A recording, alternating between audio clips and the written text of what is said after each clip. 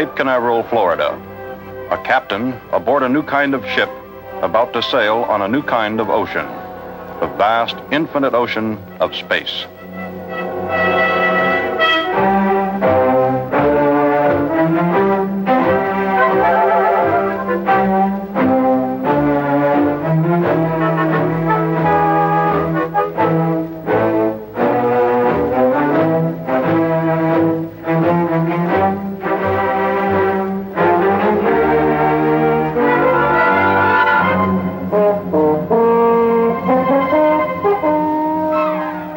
Space, airless, endless, alien to man.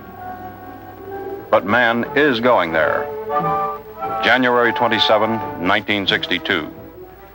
In a little while, if all goes well, astronaut John Glenn will be rocketed aloft, borne into space on the shoulders of a 20th century Atlas, number 109D.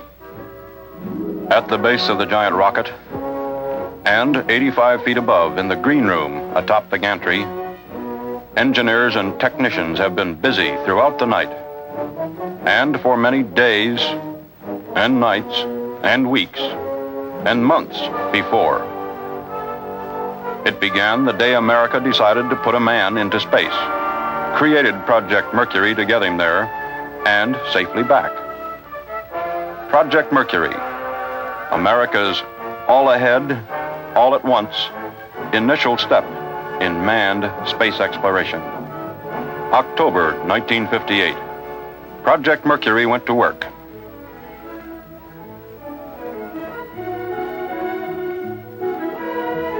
Assembled a team of scientists, engineers, and technicians to manage America's manned spaceflight programs, to select and train the men who would be the free world's first space pilots, the 7 Mercury astronauts. American industry went to work too.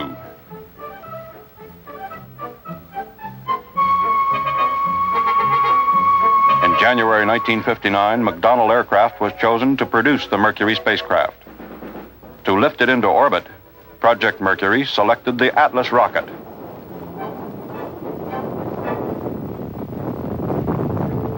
The task of modifying Atlas from a military missile to a man-rated orbital launch vehicle was assigned to General Dynamics Astronautics.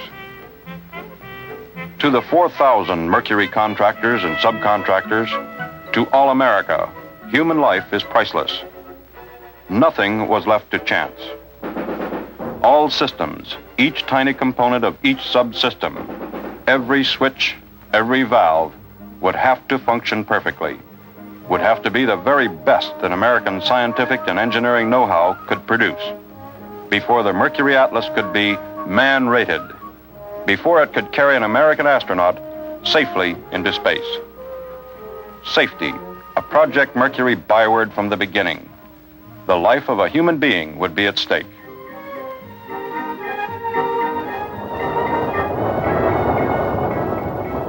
A positive escape mechanism, an escape rocket. Systems to sustain life in space where there is no life. To provide oxygen where there is no oxygen. Pressure where there is no pressure. And backup systems in case of trouble. Power for the spacecraft with 7 miles of electrical circuits. Power for radio and for telemetry. Power for the in-flight control systems, both automatic and manual. Power to fire the reverse rockets that slow the spacecraft and bring it back from orbit.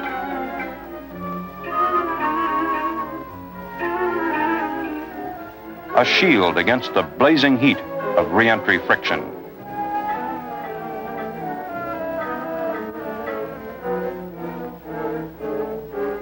Astronaut, a new word for a new and demanding profession.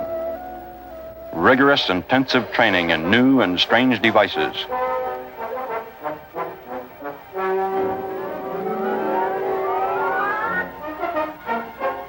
High acceleration and re-entry G loads in the human centrifuge.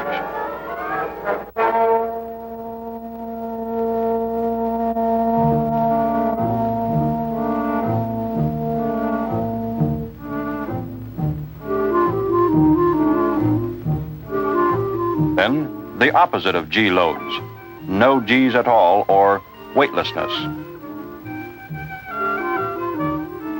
Training and manual control of the spacecraft. Practice roll, pitch, and yaw maneuvers. Survival training. Every conceivable situation, both normal and emergency, was covered. Astronautics, a new science. There were classes for the astronauts in astronomy, meteorology, geophysics, rocketry, astrophysics, celestial navigation, and there was plenty of homework. There was other work, too. The astronauts participated as engineers in every aspect of the program. Each had a special area of responsibility in the development of Project Mercury. There were dozens of flight tests.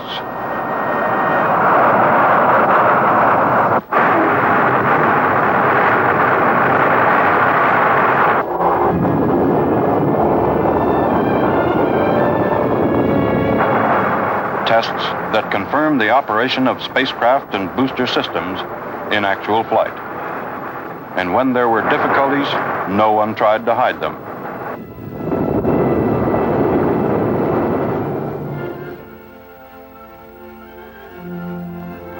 Then, when the tests indicated that everything was ready, man was added. May 5, 1961. Astronaut Alan B. Shepard became the free world's first space pilot. All right, lift off and the clock Had indeed started. Free man was on his way into space. First with Redstone-powered ballistic flights downrange. Shepard in Freedom 7. And on July 25, 1961, astronaut Virgil Gus Grissom in Liberty Bell 7.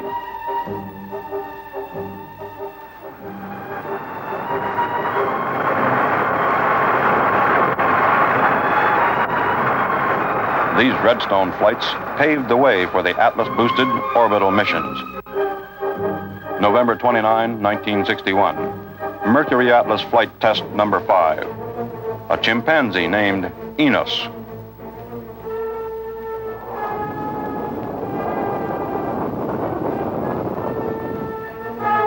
Was orbited, tracked, and recovered unharmed, confirming that the Mercury spacecraft could sustain life in orbit. 1 hour after Enos was recovered, Project Mercury named astronaut John Glenn to pilot America's first manned orbital flight. Pre-launch preparations had already begun. Lengthy, detailed checkouts of the spacecraft systems. Tests of the electrical circuits. Tests and retests of the control system. The life support system. Pressure, oxygen, cooling.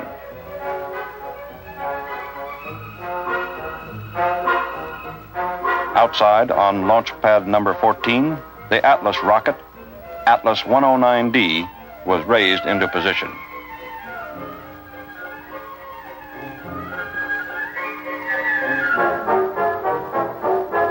Launch time drew near. The spacecraft was gently placed atop the rocket.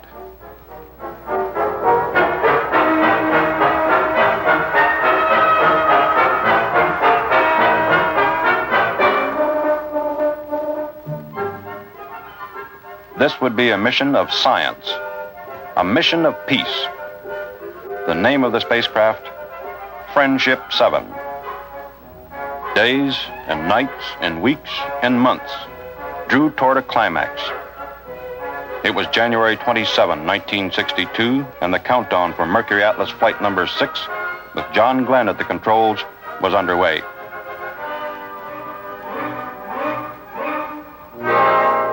But the weather was marginal. While the world watched and listened, Mercury's operation team made the difficult decision. The flight would not go today because of weather.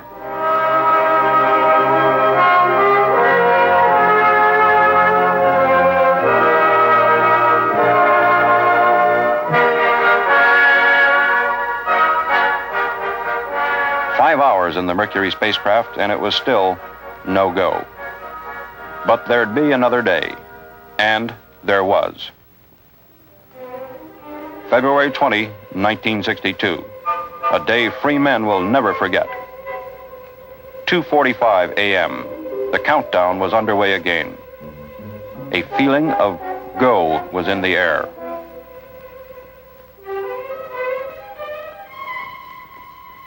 3 a.m., Mercury doctors agreed the astronaut was go. Medical sensors, tiny devices to constantly monitor John Glenn's physical condition, were carefully attached. 4:30 a.m., the count was T-minus 120 minutes and holding. John Glenn wriggled into his snug-fitting spacesuit. 5:01 a.m., the trip to the launch pad.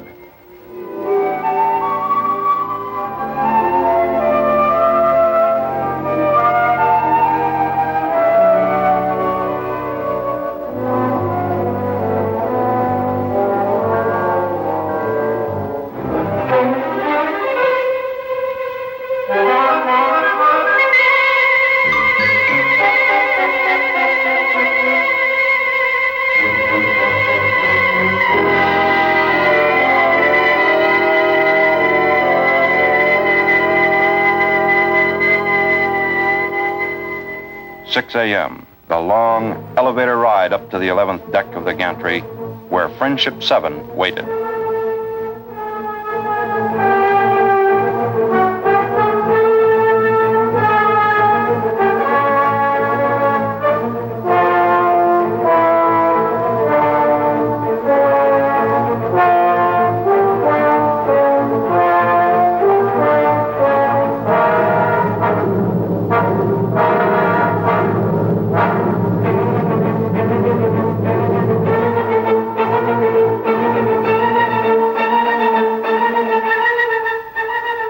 Six 6:03 a.m.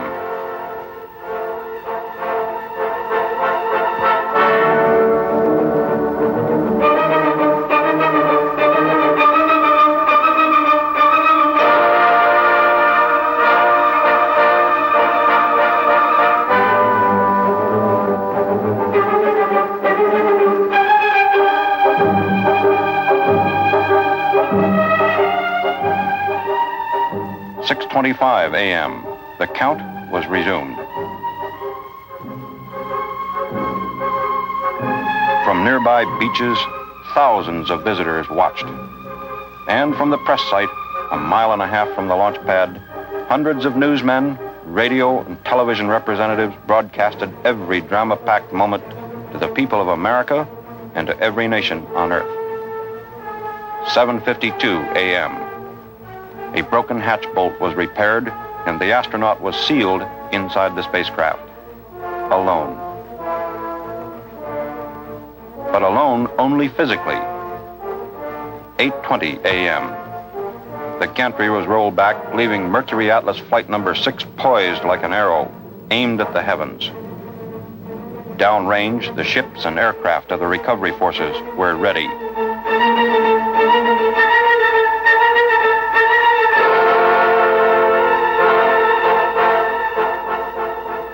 "8:58 a.m. A hold was ordered while a broken valve in the liquid oxygen fueling system was repaired. In the Mercury Control Center, the minutes ticked away.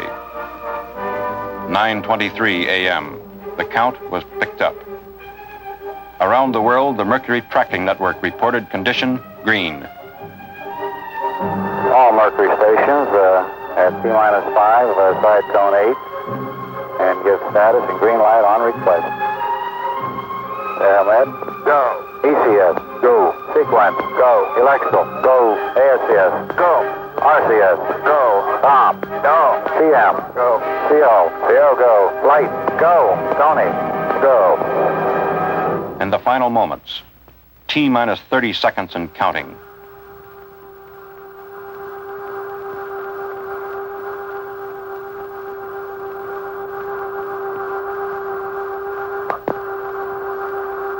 You have firing signal. Godspeed. Glenn. 10, 9, 8, 7, 6, 5, 4, 3, 2, 1, 0.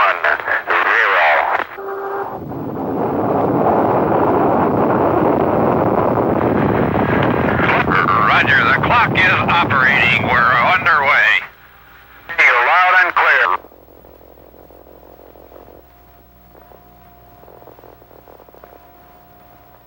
Roger, we're programming and roll okay. A little bumpy along about here. Roger, reading you loud and clear. Roger, coming into IQ a little bit. Had a little contrail went by the window or something there. Roger. Fuel 102, 101, oxygen 78 to 101, amps 24, still okay. We're smoothing out some now, getting out of the vibration area. Roger, you're through Max Q. Flight path is... Roger, feels good through Max Q and smoothing out real fine. Cabin pressure coming down by 7, okay, flight very smooth now. Sky looking very dark outside. Cabin pressure is holding at 6-1, okay. Roger, cabin pressure holding at 6-1. Coming up on 2 minutes. And fuel is 102, 101, oxygen 78, 102. Geez, they're building to 6. Roger, reading you loud and clear. Flight path looks good. Pitch 25, stand by for start. Roger, Pico. Back to 1 1/4, the tower fired. Could not see the tower go. I saw the smoke go by the window. Yeah, we confirm staging on TM. Roger. Still have about 1.5 Gs. Programming over. There the tower went right then. Have the tower in sight, way out. Could see the tower go. Jettison tower is green. Roger. 1.5 Gs. Flight path looks good. Steering is good. Roger, understand everything looks good. He's starting to build again a little bit. Roger. Friendship 7, Bermuda has you. Roger, Bermuda, stand by. This is Friendship 7, fuel 103, 101, oxygen 78 to 100. All voltages above 25, amps 26. All Roger, reading you loud and clear, 7. Cape is go. We're standing by for you. Roger, Cape is go and I am go. Our capsule is in good shape.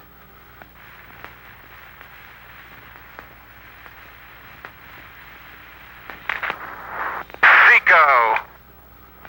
Lots of grades fired, okay. I just asked. Roger, 0G and I feel fine. Capsule is turning around. Oh, that view is tremendous. Roger, turnaround has started. Roger, capsule turning around, and I could see the booster during turnaround just a couple of 100 yards behind me. It was beautiful. Roger, 7. You have a go. At least 7 orbits. Roger, understand go for at least 7 orbits. Astronaut John Glenn is in orbit, 100 miles above the Atlantic. 17,545 miles an hour, 5 miles a second. 22 minutes after liftoff, lunchtime in space, over Kano, Nigeria.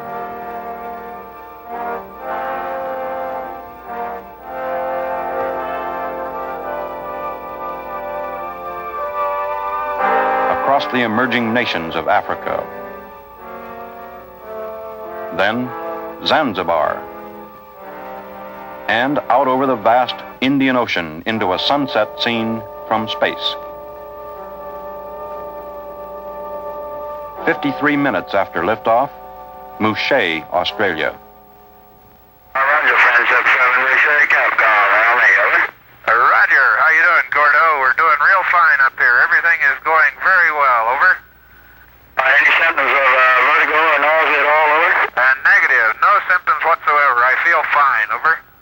So, just to my right, I can see a big pattern of lights, apparently right on the coast. I can see the outline of a town and a very bright light just to the south of it. On down. And Rockingham, you're saying there. Roger. The lights show up very well, and thank everybody for turning them on, will you? Sure will, John. The world had turned its lights and its heart on.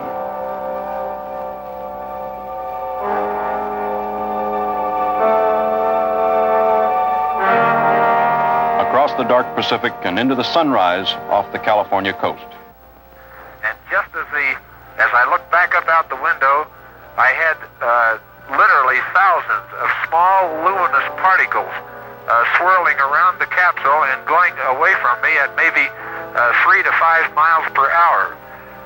Across the United States in 8 minutes. White Sands, New Mexico, Corpus Christi, Texas, Eglin, Florida, Cape Canaveral. The flight continues. Orbit number 2, around the world in 88 minutes.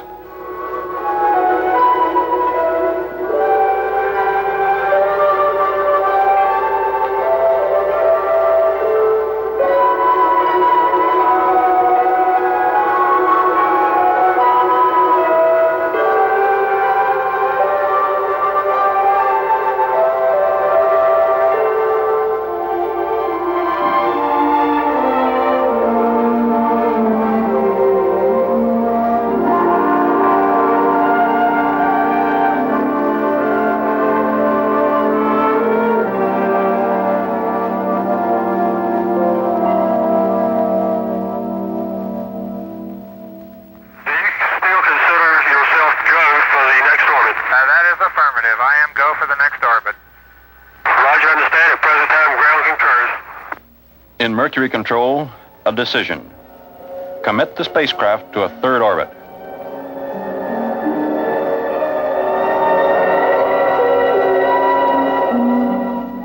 Good afternoon, 7. Reading you loud and clear. Hey, Roger, this is Friendship 7. How's the Cape in sight down there? It looks real fine from up here. I can see the whole state of Florida just laid out like on a map. Beautiful. Even from this position out here, I can still see clear back to the Mississippi Delta. Orbit number 3. Out in the Atlantic, the recovery forces are ready. The Atlantic. Columbus crossed it in 3 months. Lindbergh in 33 and a half hours. John Glenn in 14 minutes. For the third time, the Mercury Tracking Network receives complete data from the spacecraft. Data which is instantly transmitted to the Goddard Space Flight Center near Washington, fed into the computers for reduction and immediate retransmission to Mercury Control at Cape Canaveral. The entire process requires less than 30 seconds. At Cape Canaveral, the time is 1:43 p.m. At Mouchet, Australia, it's 1:43 a.m. But no one is asleep. This is Friendship 7. In 45 more seconds, I'd like to have you send a message for me, please. Over. I want you to send a message to the director, or to the commandant, U.S. Marine Corps in Washington. Tell him I have my 4 hours required flight time in for the month, and request flight jet be established for me. Over. For the third time, John Glenn sees the sun rise out of the trackless Pacific. Then it is time to fire the retro rockets that will slow the spacecraft and bring it back to Earth. 5, 4, 3, 2, 1, fire. Roger. Retros are firing. Yeah, baby. Are they ever? It feels like I'm going back toward Hawaii. The Mercury team at Cape Canaveral reaches a crucial decision. Texas Capcom Cape Flight. Go ahead, Cape Flight. Go ahead. We have decided to re-enter with the pack on. He will have to crank in the periscope manually and override manually the O5G relay, which should be at a ground elapsed time of 044353. Can you give him that message, please, Guaymas? Roger, we can do.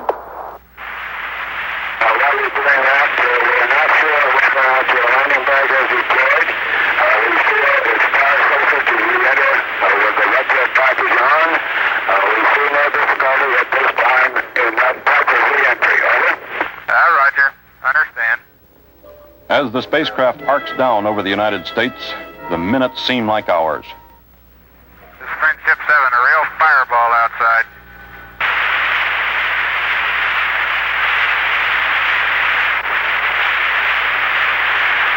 Okay, Friendship 7, do you receive? Over.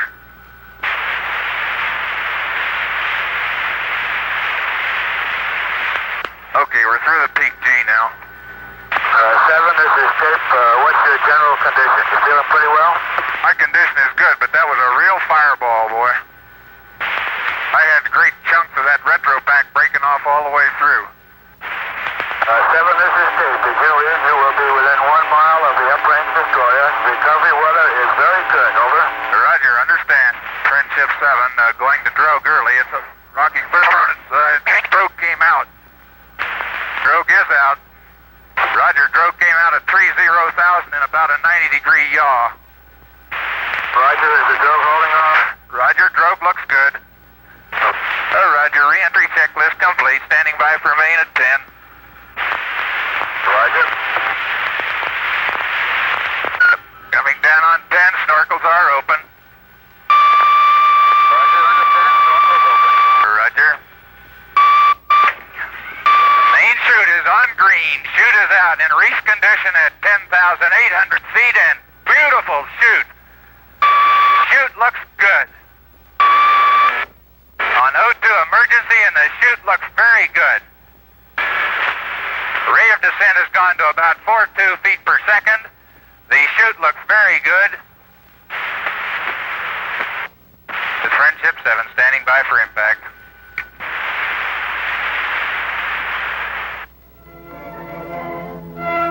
John Glenn had kept, as Columbus and Magellan, Sir Francis Drake and the Wright brothers kept before him, a rendezvous in time and history and the forward march of man. After 4 hours and 56 minutes in space, John Glenn and Friendship 7 returned to Earth.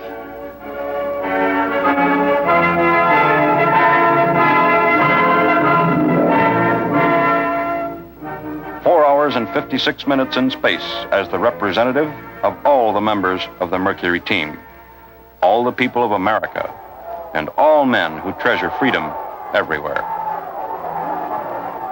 The voyage of Friendship 7 marks only the end of the beginning of free man's exploration of the vast, infinite ocean of space.